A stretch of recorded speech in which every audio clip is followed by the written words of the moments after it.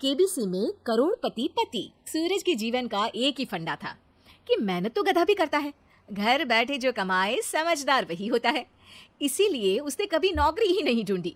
इस बात से हालांकि उसकी पत्नी शिखा बिल्कुल भी अग्री नहीं करती थी, पर फिर भी सूरज को समझाना बेकार था। टीवी में कैसे बनोगे करोड़पति का ऐड देखकर उसे लगा कि बस अब तो घर बैठे ही वो करोड़पति बन सकता है, और उसके पीछे उसने अपने सारे सोर्सेस एक्टिव कर दिए।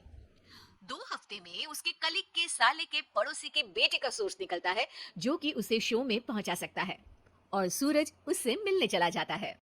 अच्छा, तो हमें मुकेश जी बता रहे थे कि आप हमें शो में पहुंचा सकते हैं। हाँ, उसमें कोई तकलीफ नहीं है। मैं कल अगर कोशिश करूँ तो इसी महीने में आपका नंबर आ जाएगा।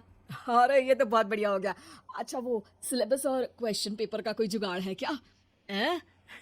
उसका तो कोई जुगाड़ नहीं है। तो वो वाकई में कुछ भी पूछ सकते हैं? हाँ, वो तो बच्चन जी पर है, जो पढ़ते हैं वो पूछ लेते हैं। पहली कोशिश फेल होने पर अब सूरज के सामने एक बहुत बड़ा सवाल था कि आखिर जवाब कहाँ से लाए। तब शिखा ने एक सजेशन दिया, क्यों ना सूरज अपने चचेरे भाई सुमित से मदद मांगे, जो कि यूपीएससी की तैयारी कर रहा था। हालांकि इतनी मेहनत करना सूरज को समझ में नहीं आता था, पर कोई और रास्ता ना मिलने पर वो आखिर सुमित से बात करता है। अरे सुमित, हमारा कैसे बनोगे करोड़पति के लिए सिलेक्शन होने वाला है। तुम हमें थोड़े चिट बनाने में मदद करोगे क्या? अरे भैया, चिट बनाए तो सालों हो गए, उसमें हमारा एक्सपर्टीज नहीं है, बल्कि आप बोलो तो हम आपकी पढ़ने में जरूर मदद कर सकते हैं। हट, कैसी अनाप शराब बातें कर रहा है तू। सूरज ने सुमित को मना तो कर दिया था, पर तैयारी करने के सिवाय कोई चारा उसे दिख भी नहीं रहा था।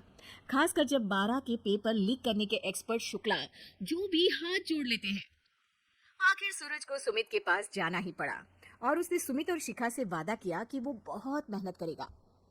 1 महीने की तैयारी के बाद फाइनल हुआ कि शो से 1 हफ्ते पहले एक ट्रायल खेला जाएगा, जहां पर सारे रिश्तेदार ऑडियंस की जगह पर होंगे और शिखा सवाल पूछेगी। दूर दराज से भी रिश्तेदार आकर हाजिर हो गए देखने कि आखिर कैसे बनेगा सुमित करोड़पति।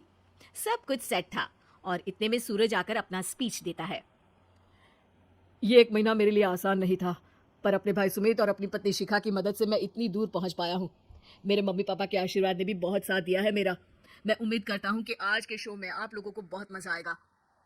साक्षी पहला सवाल पूछती है और पूरे कमरे में सन्नाटा छा जाता है। इंडिया में कितनी स्टेट्स हैं? 3, सॉलिड, लिक्विड और गैस। अरे रुकिए, तो ऑप्शंस तो देने दीजिए। इतने में 5वीं कक्षा का चिंटू बोल उठता है। अरे क्या मामा, आप तो पहले सवाल पर ही आउट हो गए। अरे बेटा, पहला सवाल तो ट्रायल होता है ना। अरे तुम अब देखना। देखने जैसी बात तो थी ही। सूरज को इतना शांत किसी ने नहीं देखा था। कभी कभी तो लगता था मानो सूरज आंख खोलकर ही सो गया हो। मामा जल्दी करो प्लीज, कल सुबह पनवेल भी तो निकलना है। अरे हट, कंसंट्रेट करने दे मुझे। 3 सवाल में 3 लाइफलाइन खत्म हो चुकी थी, और अब चौथे सवाल पर भी सूरज का मौन नहीं टूटा। पर सूरज अभी भी हार मानने को तैयार नहीं था। उधर हर कोई सूरज को छोड़ सुमित को देख रहे थे। आखिर सुमित ने ही तो पढ़ाया था सूरज को। गजब बेइज्जती है यार। अरे बेटा, तो बाप का, दादा का, भाई का, सबका नाम बुड़वाएगा। अरे 3 लाइफलाइन ले ली तो भी तेरा कुछ नहीं होना है। अरे कोई इतनी बात करता है क्या शो पर? अरे बेटा, शो पर तेरे जैसे भी तो नहीं आते ना। सूरज की ये जंग आखिर 1 घंटे बाद 5वें सवाल पर खत्म हो गई, जब उसने इंडिया के नेशनल बर्ड का नाम कहा, कौवा।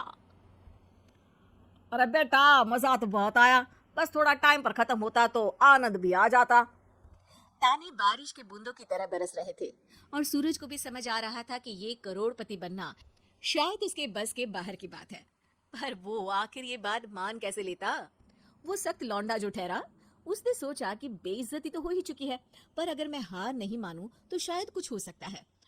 शिखा, तुम देखना, असली शो में आग लगा दूंगा, आग। करोड़पति बनूंगा मैं। हाँ, सब्जियां खत्म हो गई है घर पे, ले आओ। पहले पति बन जाओ, फिर करोड़पति बनना। अरे गजब बेइज्जती है यार। बेटा, अभी तो घर पर ही हुई है, 1 हफ्ते में तो तुम देश के सामने करवा कर आओगे।